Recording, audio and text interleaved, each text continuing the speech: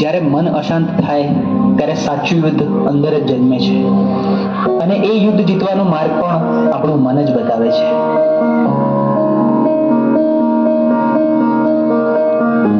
ચલો છોકરાઓ, આજે ચેપ્ટર 6 ની આપણે ટેસ્ટ કરીશું, બરોબર?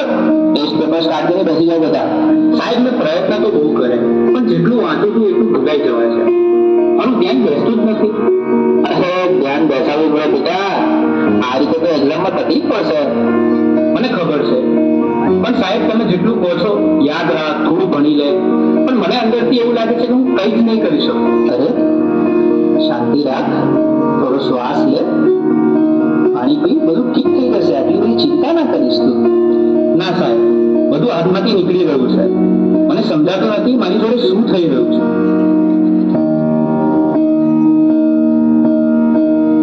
તું ક્યારે વાતને સિરિયસલી લેતો જ નથી, દરેક વાતમાં મજાક. હું તારી સાથે હંમેશા ફસાઈ જાઉં છું. અરે પણ હું શું બોલ્યો હવે? આપણે સામાન્ય વાત તો કરતા હતા. તને આ બધું ઓકે અને મજાક લાગે છે, પણ જે વસ્તુ મને નથી ગમતી એને પણ તું મજાક માને છે. હવે સવાલ નથી થતો. અરે આટલી નાની વાતમાં આટલું તું રિએક્ટ કેમ કરે છે? આજે તું કઈ અજીબ જ બિહેવ કરી રહ્યો છે. શું થયું? મને પોતે જ સમજાતું નથી. બસ મારું મગજ હવે ચાલતું નથી. મને યાર થોડો સમય એકલો રહેવા દે. બેટા, સ્કૂલમાંથી આવી ગયો? ખાવાનું રેડી છે? ચાલ પહેલા ખાઈ લે, પછી થોડું રિવિઝન કરી લઈએ. બસ એ વિચાર કરી દરેક વાતમાં તમે ભણવાનું કેમ વાત લઈ લો છો? એના સિવાય બીજી કઈ વાત જ નથી હોતી તમારી પાસે. અરે એમાં હું ખોટું શું બોલી? હું તો તમને ફક્ત મદદ કરવાની કોશિશ કરી રહી છું. મદદ કે પ્રેશર? હું સવારે ઉઠું ત્યારથી રાત સુધી મારી ઉપર બસ કામ કામ કામ. અરે મને શ્વાસ તો લેવા દો. મને તો આવું ક્યારેય ના લાગ્યું કે તમે આવું લાગે છે. તું ઠીક તો છે ને? મને ખબર નથી, મારે હમણાં કોઈની સાથે વાત નથી કરવી.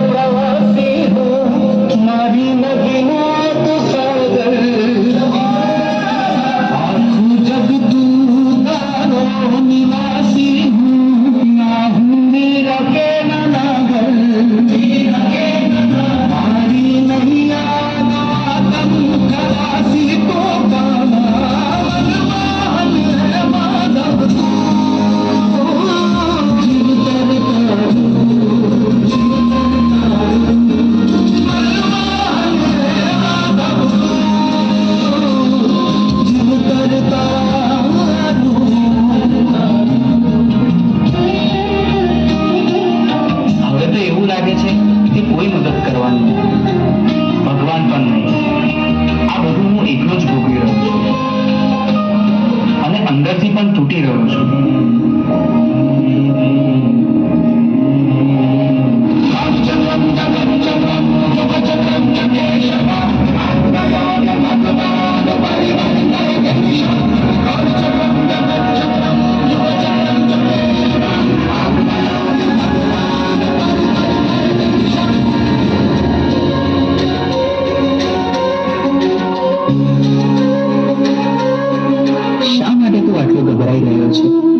તારી સામે કોઈ દુશ્મન થોડી છે.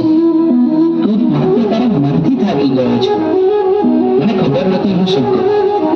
મારી સાથે દર વખતે ખોટું કેમ થઈ રહ્યું છે? તારી સાથે ખોટું નથી થઈ રહ્યું. તું પરિસ્થિતિઓને ખોટી રીતે જોઈ રહ્યો છે. તું સમસ્યાઓથી ઘેરાયો નથી, તું જવાબદારીથી ભાગી રહ્યો છે.